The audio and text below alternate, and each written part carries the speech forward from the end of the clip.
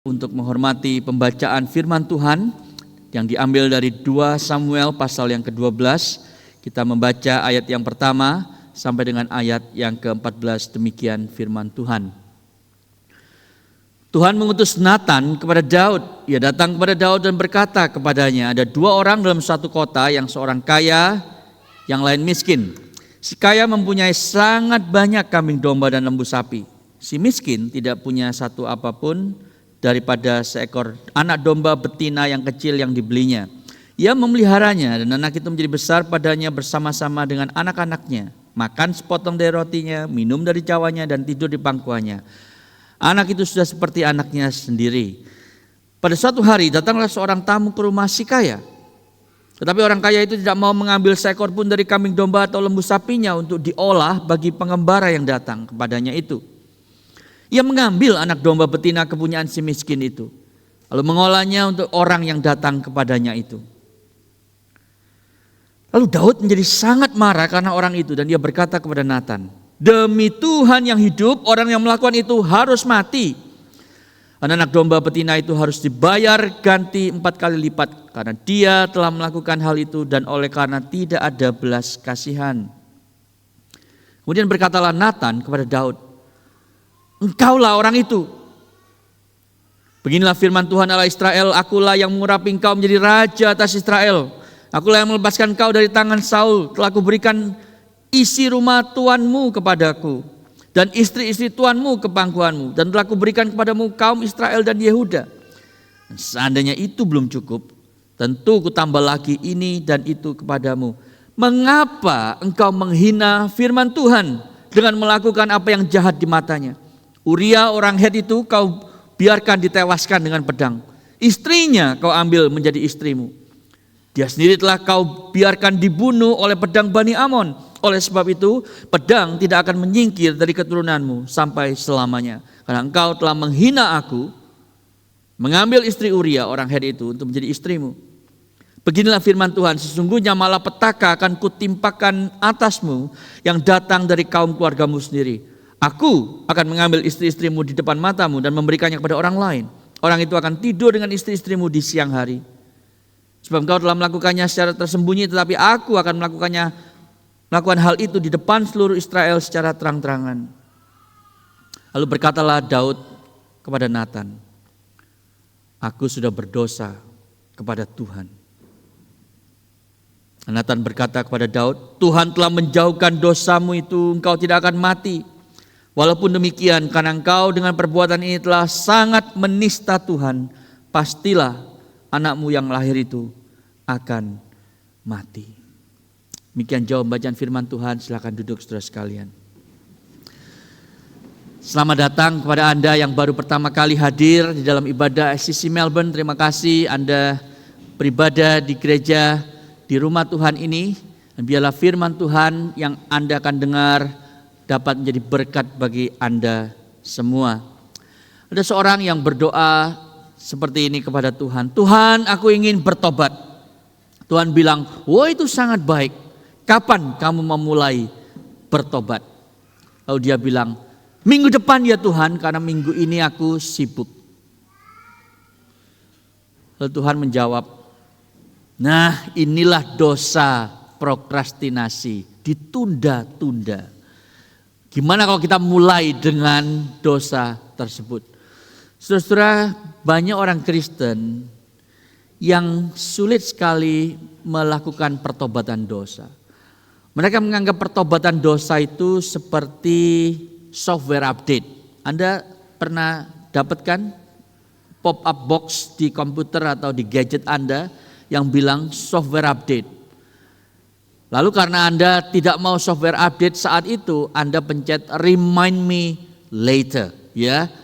Ingatkan saya nanti lagi, nanti malam kayak besok lagi kayak gitu ya. Kita seringkali seperti itu kalau sudah harus bertobat. Nanti saja Tuhan. Sampai kita sungguh-sungguh digencet oleh Tuhan. Itu sebabnya saya pernah menulis, saudara-saudara, kita itu seringkali berdoa hanya saat kepepet. Bertobat hanya kalau digencet. Dan memang kita layak dipencet oleh Tuhan. Saudara, ini yang dialami oleh Daud. Dan kita akan melihat teks yang tadi kita baca di dalam tema ketika Allah itu mengampuni dosa kita, dosa Anda, dosa saya, konsekuensinya tetap masih ada. Kita akan melihatnya dari 4 movement, yaitu yang pertama konfrontasi, confrontation of sin, confession of sin, cleansing of sin, dan consequences of sin. Ya, ini lama loh nyari 4C ini, saudara ya. Tolong diapresiasi, dicatat begitu ya, diingat-ingat mulai hari ini sampai selamanya. Mari kita lihat yang pertama, karena kalau Anda perhatikan kalimat-kalimat di sana yang merepresentasikan setiap movement ini. Yang pertama adalah you are the man. Engkaulah orangnya, kata Nathan kepada Daud ketika dia mengkonfrontasi dosa Daud. Nah saudara, kalau Anda hadir minggu lalu, Anda melihat di 2 Samuel 11 kita belajar bagaimana Raja Daud, seorang percaya yang sudah dewasa, seorang Kristen yang strong, saudara, seorang raja pilihan Tuhan yang disebut a man after God's own heart. Tapi dia berdosa dan dia mencoba untuk menutup-nutupi dosanya. Dia pikir dia bisa lewat saja tanpa ada orang yang tahu, saudara. Dia melakukan apa? Lust, deception, adultery, perzinahan, lalu pembunuhan. Tetapi Anda lihat minggu lalu pasal 11 ditutup dengan sebuah kalimat yang sangat membuat bulu kuduk berdiri gitu ya. Mengerikan saudara, karena ditulis begini, that the thing that David had done displeased the Lord. Apa yang sudah diperbuat Daud itu mendukakan hati Tuhan. Dan tentu itu bukan akhir dari cerita tersebut. Kita hari ini melihat sequelnya, saudara. Karena apa yang terjadi ternyata dari pasal 11 sampai 12 ada renggang waktu di mana Daud seharusnya dengar-dengaran terhadap konviksi suara Roh Kudus dalam hatinya untuk bertobat. Tapi dia tidak peduli itu, tidak mendengarkan hati nuraninya, saudara, sehingga itu sebabnya Allah mengirimkan seorang yang bernama Nathan untuk dia membuka mata rohani Daud. Ada seorang yang bernama Dietrich Bonhoeffer, seorang hamba Tuhan, seorang pastor, seorang filsuf, saudara. Dia menulis begini, kalimat yang sangat baik. If you bought the wrong train, it is no use running along the corridor in the other direction. Maksudnya gini, saudara, saya kontekstualisasikan. Kalau Anda mau ke satu suburb, ya lalu Anda naik train, ternyata salah lane-nya. Loh kok ke Pakenham, padahal saya mau ke misalnya Melton gitu ya. Maka nggak ada gunanya Anda itu lari ke gerbong paling belakang, ya kan? Karena Anda pasti nggak sampai ke tujuan Anda. Yang Anda harus lakukan adalah apa? Turun dari train tersebut, ganti platform, balik ke Flinders Street, ke Melbourne Central, baru ke tujuan yang Anda inginkan. Saudara, seharusnya itu yang kita lakukan. Anda tidak hanya melakukan hal-hal yang sepele, tapi Anda harus bertobat, pindah arah 180 derajat. Sebab apa, saudara? Ingat penulis kitab Ibrani menulis demikian, tidak ada satu makhluk pun yang tersembunyi di hadapan Allah. Segala sesuatu telanjang dan terbuka di depan mata Dia, yang kepadanya kita harus memberi pertanggungjawab. Apa yang saudara lakukan sendirian ketika tidak ada orang yang lihat? Saudara, jangan pikir Tuhan itu sedang tidur. Dia tahu, mata Tuhan ada di segala tempat mengawasi orang yang benar dan orang yang fasik. Itu sebabnya karena Daud tidak mau bertobat, saudara, dia perlu dikonfrontasi lewat Nathan. Dan kita bersyukur, saudara, di gereja ini selalu ada orang yang namanya Nathan dari waktu ke waktu. Nathan ada di mana? Di depan. Orang yang dipakai Tuhan untuk menegur dosa orang lain. Dan dia mulai secara gentle. Ini yang disebut speaking the truth in love. Menegur dengan kasih. Dia gak langsung datang, hey, Daud gitu. Enggak, saudara, dia pakai metafora, perumpamaan. Ada orang kaya ya yang nyuri, ngambil domba yang cuma satu yang dimiliki orang miskin tersebut. Lalu ketika Daud mendengarkan cerita itu, saudara, dia langsung karena dipenuhi oleh rasa bersalah dirinya sendiri, dia langsung marah. Dia bilang orang itu harus mati gitu ya. Saudara, saya bayangkan gini ya, kalau Nathan itu orang Indonesia dan dia harus menegur si raja, saudara, mungkin dia pakai pantun, bukan pakai perumpamaan kalau dia hidup di zaman sekarang. Nah, pantunnya kira-kira bunyinya begini, saudara. Embun menetes di ujung ranting, burung gereja berkicau riang. Wah, bagus kan?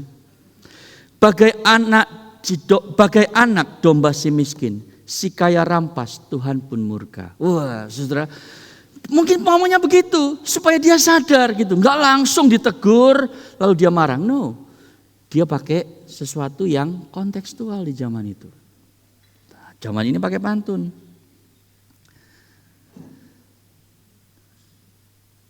Tapi karena Daud itu dipenuhi oleh rasa bersalah, saudara, dia itu bilang orang itu harus mati. Meskipun mencuri itu hukumannya bukan mati menurut kitab Musa. Anda tahu kenapa konfrontasi dosa itu selalu berakhir negatif? Karena hari ini, saudara, kita tidak senang dikonfrontasi. Dari dulu sampai sekarang sebetulnya. Yang kita hari ini lakukan, kita itu dalam budaya modern ya selalu memprotes ketidakadilan di sosial media ya, di jalanan. Lihat aja tiap minggu di Melbourne. Kira-kira jam nanti ya, jam 1. Wah, banyak protes, saudara. Ada yang besar, ada yang kecil, ada yang sedang, tergantung lagi ada apa begitu. Kenapa? Karena kita menginginkan keadilan. Keadilan melawan korupsi, melawan ketidakadilan, melawan abuse, melawan power dan seterusnya yang korup. Masalahnya kita tidak menerapkan standar yang kita minta kepada orang lain itu kepada diri kita sendiri. Jadi pada waktu kita bilang tidak adil, betulkah Anda adil dalam semua hal yang Anda lakukan? Pada waktu kita bilang jangan abuse power, betulkah Anda sendiri tidak pernah abuse semua privilege yang Tuhan berikan kepada Anda? Anda pernah dengar cancel culture? Cancel culture itu adalah kalau ada orang yang salah, saudara, kita langsung bilang, dia mah gak usah didengerin. Dia mah gak ada artinya. Lalu kita marah kepada dia. Tapi kita tidak pernah, saudara, menerapkan standar yang sama kepada diri kita lalu marah kepada diri kita sendiri. Kita hidup di era di mana kita selalu menjadi Nathan bagi orang lain, tapi tidak pernah menjadi Nathan bagi diri kita sendiri. Itu sebabnya gereja Tuhan perlu belajar teologi dosa yang masih bercokol dalam diri kita. The theology of indwelling sin. Karena dosa itu bukan hanya salah, tapi dosa itu mengelabui kita. Saya mudah sekali mendeteksi dosa dalam diri orang lain, tapi sulit sekali untuk mendeteksi dosa dalam hati saya. Nah, itu cara iblis bekerja, saudara. Dosa itu membutakan kita bahwa kita berdosa. Ini bedanya orang yang buta fisik dan buta rohani. Orang yang buta fisik, saudara, dia langsung bisa beradaptasi, langsung indera yang lain itu ya, jadi sangat baik berfungsi. Dia bisa tahu mana yang harus dihindari dan seterusnya. Itu orang buta fisik. Orang yang buta rohani lebih parah karena dia tidak sadar bahwa dia itu buta. Dia tidak sadar bahwa dia butuh orang lain, saudara, untuk membantu dia. Orang yang buta rohani merasa bahwa mereka bisa melihat secara jelas, tapi itu hanya delusional, delulu, kata anak zaman sekarang. Mereka berpikir mereka bisa melihat, tetapi mereka tidak tahu bahwa mereka tidak bisa melihat. Waktu saya belajar psikologi, usia 20 tahun, saudara, di kampus, zaman dulu, zaman bahula, saudara, saya belajar berkenalan dengan seorang yang bernama Carl Jung. Carl Jung ini saudara seorang psikolog, banyak tulisannya yang memukau, tapi salah satu yang saya ingat adalah kutipan kalimat dia seperti ini. Until you make the unconscious conscious, it will direct your life, we will call it fate. Ini kalimat yang dalam sekali saudara. Maksudnya begini, sampai engkau membuat yang tidak engkau sadari menjadi sesuatu yang kau sadari, maka itu yang kau tidak sadari itu akan mempengaruhi, menyetir hidupmu. Tapi kita cuma bilang, ya ini memang sudah nasib. Saya ya beginilah, habis apa boleh buat. Nasi sudah jadi lontong gitu ya. Nah saudara, maksud daripada Carl Jung adalah ada area-area yang tersembunyi dalam diri kita. Yang kalau kita tidak mau akui, tidak mau bawa keluar. Dan kalau saya lihat dari kacamata firman Tuhan, kalau ada dosa dalam hati kita yang kita tidak mau bawa keluar di dalam terang firman Tuhan, maka dosa itu akan mempengaruhi perilakumu. Dosa itu akan membuat kau tidak bisa lagi tajam dan berbuah bagi Tuhan. Dosa itu akan mempengaruhi keputusan hidupmu. Dan kau cuma bilang, ya apa boleh buat, saya memang begini.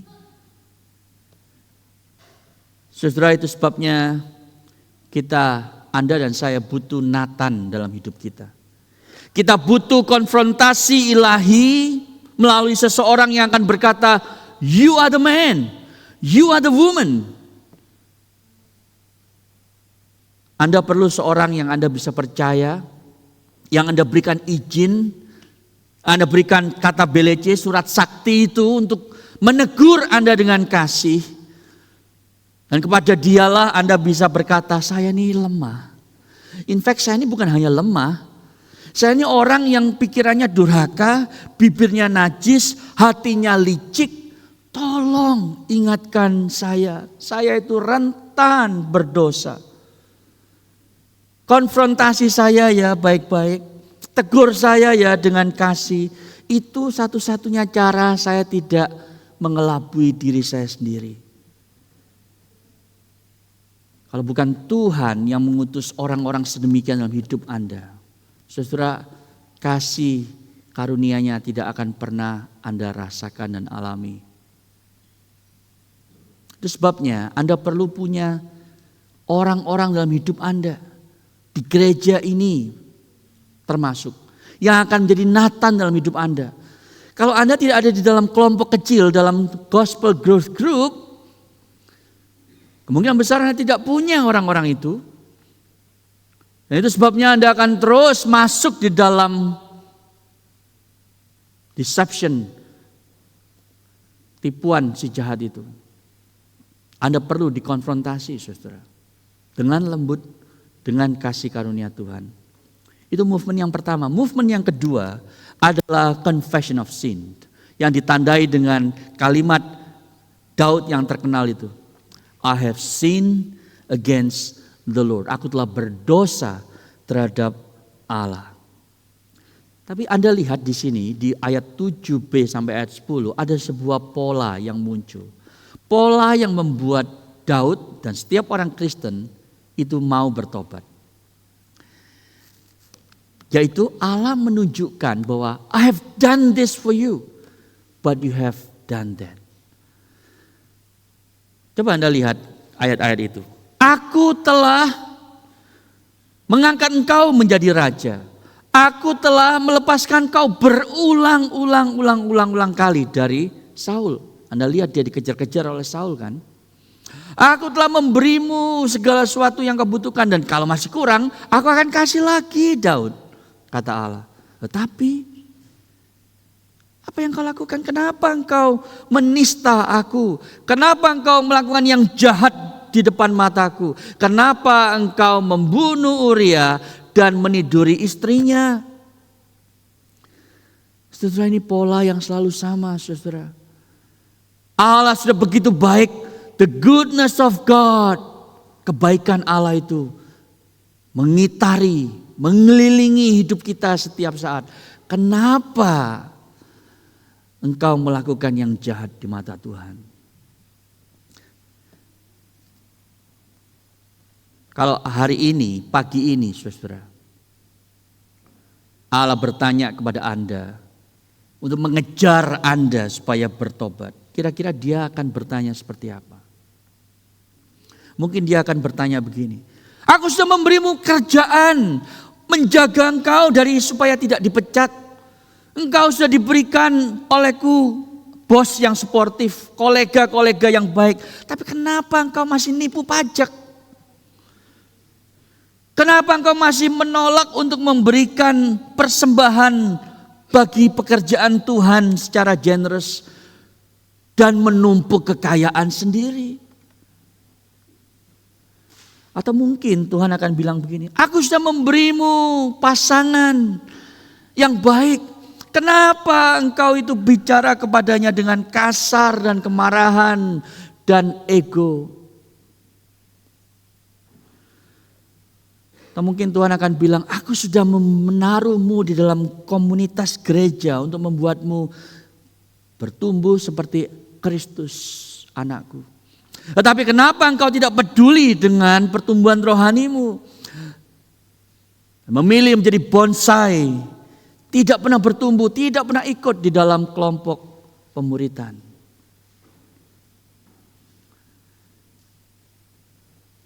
Saudara, pola ini selalu sama.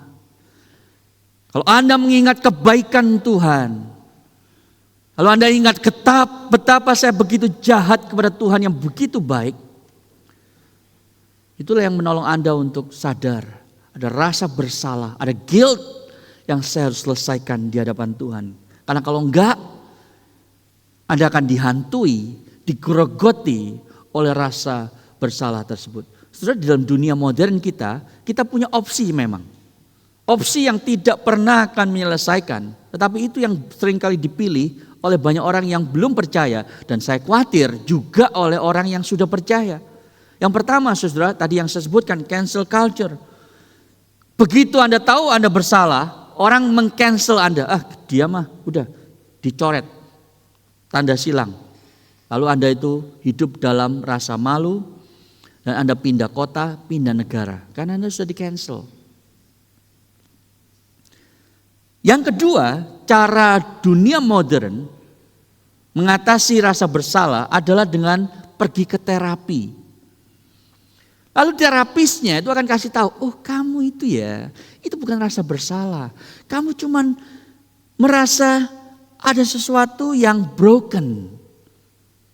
Itu sebabnya yang kamu butuhkan bukan pengakuan dosa, bukan pertobatan. Yang kau butuhkan adalah healing. Emotional healing. Saya kasih tahu ya, kata dia. Dunia ini mau otentik, authenticity, the authentic you, the real you. Itu sebab kamu harus curate your life, curate your sin, mempresentasikan dirimu dan dosa-dosamu untuk menyatakan pada dunia, saya ya begini kok. Mau terima saya apa enggak? Tapi saya begini. Saya mau berubah, tapi saya ya begini gitu. Saudara, contoh yang paling jelas supaya ini tidak abstrak. Itu saya dapatkan beberapa hari yang lalu di dalam interview yang saya lihat di Channel 9. Yaitu seorang yang bernama Charlie Sheen. Anda mungkin kenal orang ini. Dia terkenal, paling terkenal saudara lewat TV show 2.5 Men. Ada yang mau nyanyi jinglenya? 8 tahun saudara dia ada di TV show itu. Anda tahu setiap episode, bukan season ya, setiap episode. Berarti kali berapa itu ya? Selama 8 tahun dia menerima setiap episode $2 juta. Jadi Anda bayangkan dia sangat sukses, terkaya di seluruh history TV show actor. Nah di usia 60 tahun, baru-baru ini dia merilis memoarnya yang berjudul The Book of Sheen. Di mana dia itu menceritakan saudara rahasia yang paling dalam dan paling gelap dalam dirinya. Betapa dia itu absolute mess. Dia 2 kali bercerai, dia mengabuse drugs dan alkohol, dia ketagihan seks, dia mengeksplorasi seks dengan laki-laki lain. Gaya hidup yang begitu liar, yang membuat dia itu diperas oleh sexual partnernya dan akhirnya dia itu kena HIV positif. 6 hari yang lalu, saudara, dia diinterview oleh 60 Minutes di Channel 9 dan dia bilang begini, dan saya kutip, "That guy, I recognize it because I have to acknowledge and own it, but I do not relate to it anymore." Maksudnya orang yang dulu. Lalu dia bilang begini, waktu dia nulis buku dia bilang, "It was also to take the bullets out of some guns that have still been pointed in my direction and just say you no longer have any control over me." Saudara, di dalam kalimat itu apa yang dia sedang katakan sebenarnya? Dia tahu ada sesuatu dalam hatinya, tapi dia tidak ngomong apa itu. Dia cuma tahu ada sesuatu yang dia harus keluarkan dari dadanya yang sesak. Supaya dia tidak lagi diperas, di blackmail oleh orang lain. Tapi yang dia tidak pernah ngomong adalah ada rasa bersalah dalam dirinya. Ngomong ke publik tentang masa lalunya, transparan terhadap kesalahannya, saudara, mungkin mengurangi tekanan yang dia alami dalam hatinya. Tetapi itu tidak akan menyelesaikan rasa bersalah dalam hati nuraninya. Saudara tahu kenapa? Karena guilt itu bukan masalah psikologis. Guilt itu adalah hasil dari dosa terhadap Allah yang suci. Guilt itu bukan masalah low self-esteem, saudara. Karena harga dirimu rendah, citra dirimu negatif, makanya punya rasa bersalah. No. Terapi tidak akan menyelesaikan itu. Anda merasa bersalah karena Anda berdosa terhadap Allah yang suci. Dan itu adalah dosa yang objektif, saudara. Hanya Injil dapat menyelesaikan dan memerdekakan Anda dari rasa bersalah tersebut. Injil berkata kepada Anda, engkau bersalah tapi engkau dapat mengaku semua dosamu tanpa harus merasa terkutuk karena ada pengampunan di dalam Kristus Yesus. Itu sebabnya saudara lihat Daud. Ketika dia diingatkan akan kebaikan Allah dan betapa dia kurang ajar sekali sama Allah. Menduka citakan hatinya melakukan yang jahat di depan matanya, dia hanya menjawab dengan kalimat yang sederhana. Di dalam bahasa aslinya cuma 2 kata, saudara. I have sinned against the Lord. Aku telah berdosa terhadap Allah. Pendek kan? Anda lihat di sana. Yang pertama, nggak ada excuse. Saudara, nggak ada. Dia nggak bilang begini, Tuhan maklumlah ya, semua orang toh melakukannya. Tuhan, aku kan sudah melakukan banyak hal bagimu. Aku menulis banyak syair mazmur yang indah-indah. Mbok ya Tuhan paham dan maklum terhadap dosaku. No, dia tidak menggunakan eufemisme juga, penghalusan makna. Dia tidak bilang begini, Tuhan ini cuma slip of the tongue, ini cuma kepleset Tuhan. Aku kan cuma manusia Tuhan, wajar dong, manusiawi dong kalau jatuh dalam dosa. Tidak, saudara. Dia bilang, aku telah berdosa kepada Tuhan. That's it. Dan Anda lihat, dia berdosa itu sebetulnya kepada siapa? Dia berdosa kepada Batsheba, dia berdosa kepada Uria, dia berdosa kepada istri dan anaknya, dia berdosa terhadap seluruh bangsa Israel. Tapi Anda tahu, yang paling penting adalah dia berdosa kepada Allah yang sebegitu baik, menjaga, mengasihi, menopang hidupnya. Itu sebabnya di Mazmur 51, Mazmur pertobatan Daud, secara lebih elegan, saudara, dia menulis terhadap engkau sajalah ya Tuhan aku berdosa. Dan aku melakukan yang jahat di hadapanmu. Ini loh namanya pertobatan karena Injil, gospel repentance. Beda banget dengan religious repentance. Saya tidak punya waktu untuk mengelaborasi 2 hal itu, tetapi saya ingin tunjukkan dengan singkat bedanya, saudara. Kalau Anda orang beragama, Anda pasti tidak suka bertobat. Bertobat itu sesuatu yang tidak menyenangkan. Kenapa? Karena bertobat itu gini loh, aduh saya ini sudah ngelanggar perintah Tuhan. Kalau saya nggak bertobat nanti saya dikutuk. Itu sebab saya harus bertobat supaya saya tetap diberkati Tuhan. Itu motivasinya, saudara. Itu sebab bertobat itu takut. Aduh, diampuni enggak ya? Diampuni enggak ya? Penuh dengan kepahitan. Penuh dengan self-punishing. Anda pernah tahu cerita Martin Luther? Seorang biksu yang merasa aku berdosa sekali. Lalu dia merasa supaya Tuhan itu maklum dan mengampuni dia. Dia naik tangga gereja pakai lutut, saudara. Supaya ketika Tuhan, aduh kasihan dia, lututnya berdarah-darah. Udah ampuni. Jadi menghukum diri sendiri supaya Tuhan itu berbelas kasih. Itu selalu menjadi cara orang beragama untuk minta pertobatan. Hasilnya apa? Kalau berhasil di lain waktu dia akan bangga. Oh, jelek-jelek begini gue lebih baik daripada dia. Tapi kalau gagal, berdosa lagi dan harus bertobat lagi, tambah lama tambah benci dirinya sendiri. Saya ini jahat memang. Tuhan mana mau lagi kasih muka sama saya. Akhirnya lebih benci diri sendiri dan tidak punya muka untuk ketemu Tuhan. Itu orang beragama bertobatnya seperti itu, saudara. Kalau Anda jadi orang Kristen, polanya seperti yang sebelah tengah itu, sudah tidak akan mengalami sukacita pertobatan. Tapi coba lihat bagaimana Injil mengubah pertobatan Anda. Kalau Anda berdosa, Anda bukan hanya melanggar perintah Allah, tapi Anda sedang menyakiti hati Tuhan yang mengasihimu. Anda sedih. Bagaimana mungkin Tuhan yang sangat mengasihi saya? Allah yang mengirimkan anaknya untuk mati bagi saya. Sekarang saya berdosa sama dia. Seakan-akan saya menusukkan tombak ke lambung Yesus lagi. Nah, setiap kali saya berdosa, saya menusukkan tombak itu lagi ke lambungnya. Dan motivasi Anda bertobat bukan supaya Anda diampuni, karena pengampunan itu sudah ada. Bukan karena Anda takut dikutuk, karena kutukan itu sudah diterima oleh Yesus di salib. Tetapi supaya Anda itu mengalami lagi manisnya persekutuan dengan Tuhan Allah. Itu sebabnya pertobatan itu sorrowful tapi sweet. Dan Anda akan mengalami kebebasan, sukacita yang lebih dalam, dan pertumbuhan. Jadi orang yang berbasis Injil bertobatnya sering dan cepat, saudara.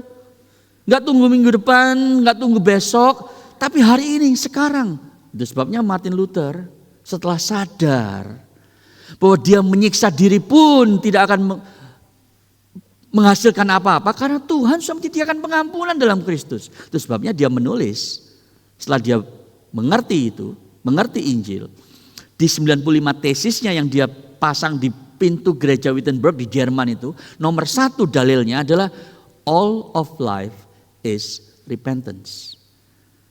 Hidup itu adalah pertobatan, kata Luther. Maksudnya apa?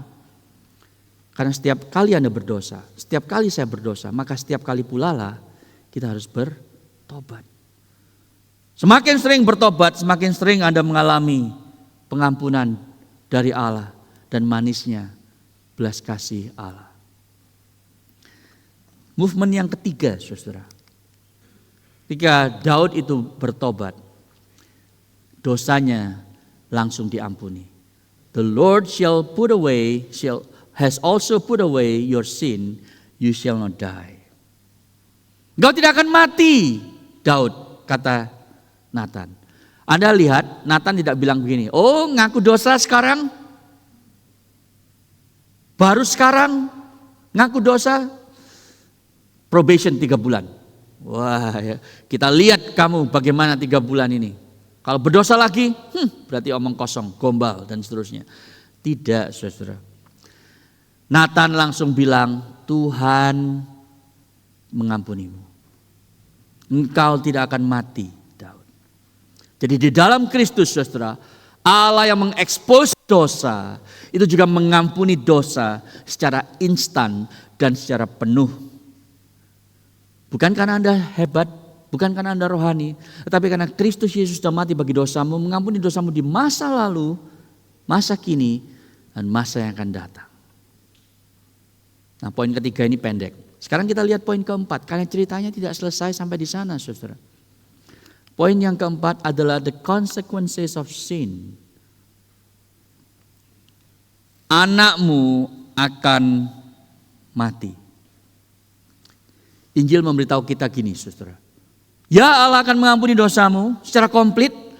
Karena kemarahan Allah yang suci atas dosa itu sudah ditanggung oleh Kristus. Tapi, dan ini tolong Anda perhatikan karena ini jarang dikhotbahkan, ditulis, jarang Anda dengar mungkin.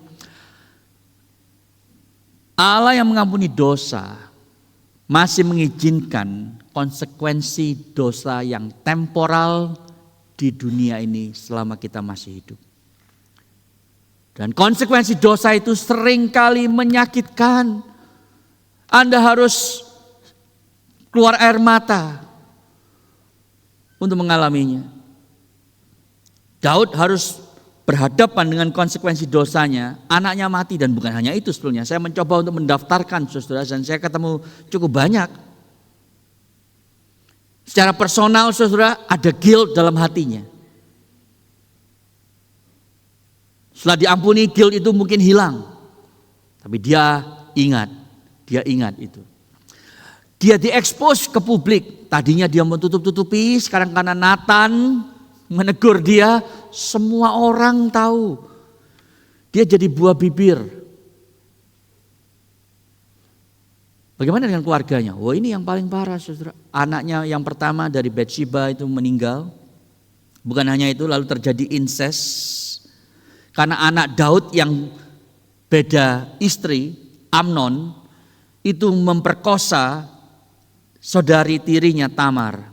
Persis seperti Daud.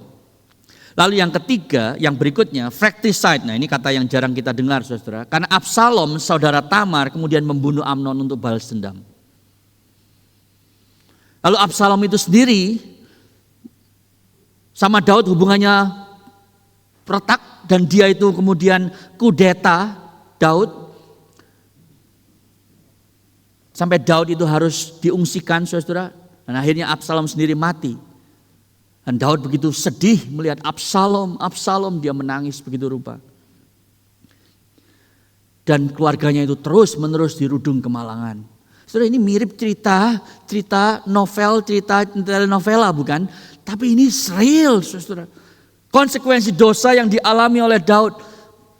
Stabilitas politik tidak ada lagi dan orang-orang tidak percaya lagi di seluruh bangsa Israel. Tapi Anda tahu, satu hal yang Anda harus ingat. Semua konsekuensi ini bukan kemarahan Allah, tapi disiplin Allah. Tujuan Allah memberikan konsekuensi ini bukan untuk settle the accounts. Karena accounts itu udah disettle oleh Kristus di atas kayu salib. Jadi tujuan Allah itu memberikan konsekuensi dari dosa yang sudah diampuni. Minimal ada 3. Yang pertama saudara untuk menunjukkan betapa jahatnya dosa.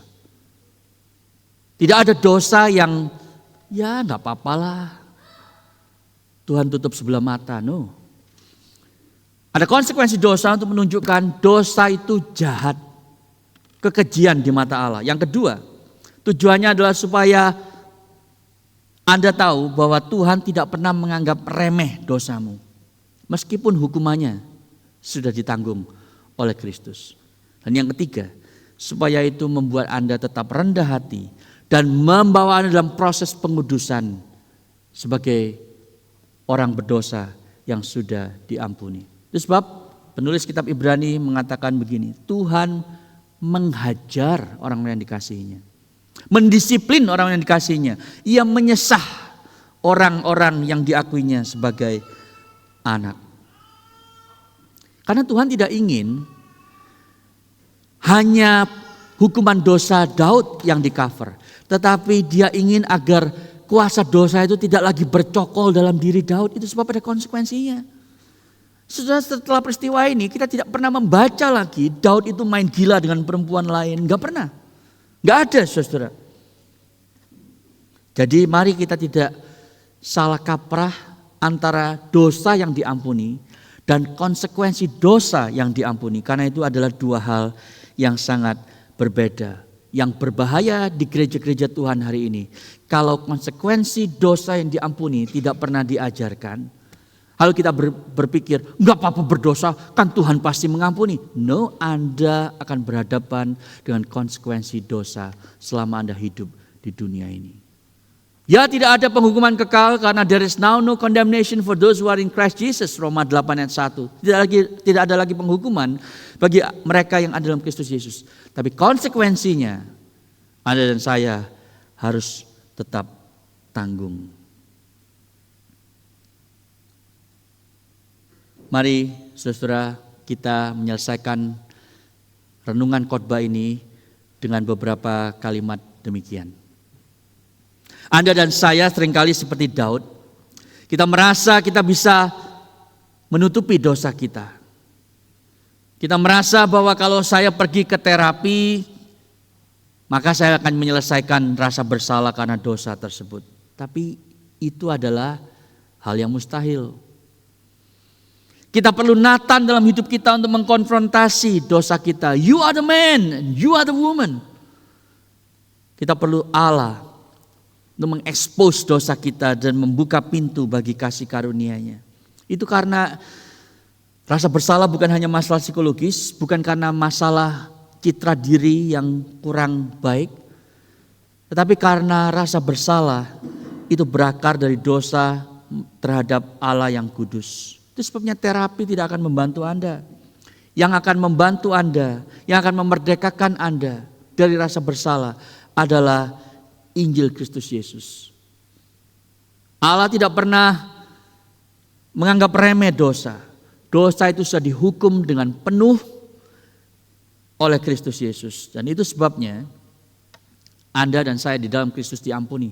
Tapi Anda dan saya harus hidup dengan konsekuensi dosa.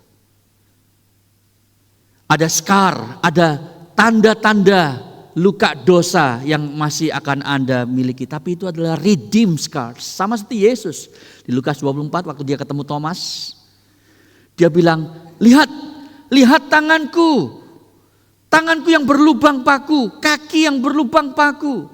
Saudara, dia selamanya akan menjadi juru selamat yang tangan kakinya berlubang. Kalau Anda ketemu Yesus nanti, itu yang akan Anda lihat.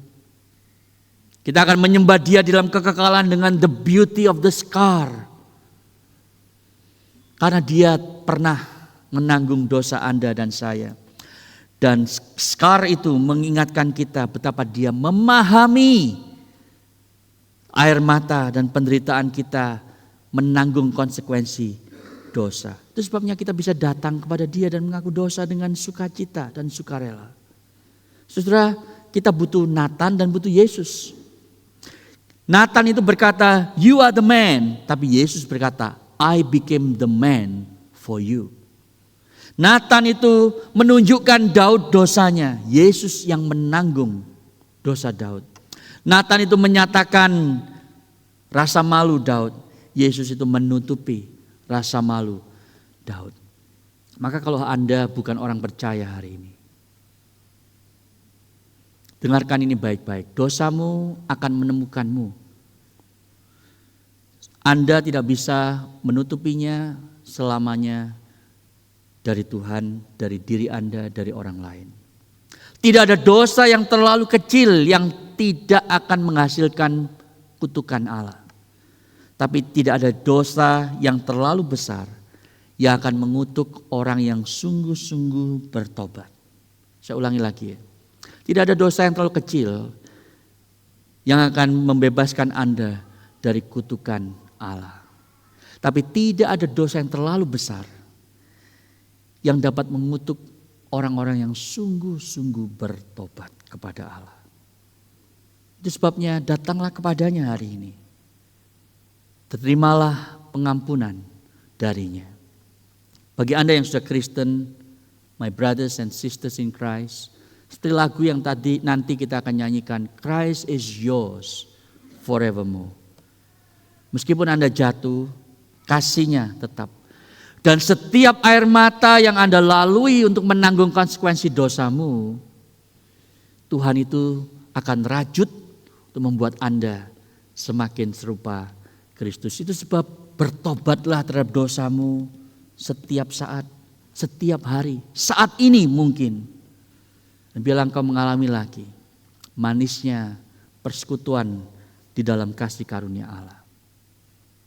Itu sebabnya kita akan menghampiri meja perjamuan Tuhan sekarang. Mari kita tunduk kepala, kita berdoa.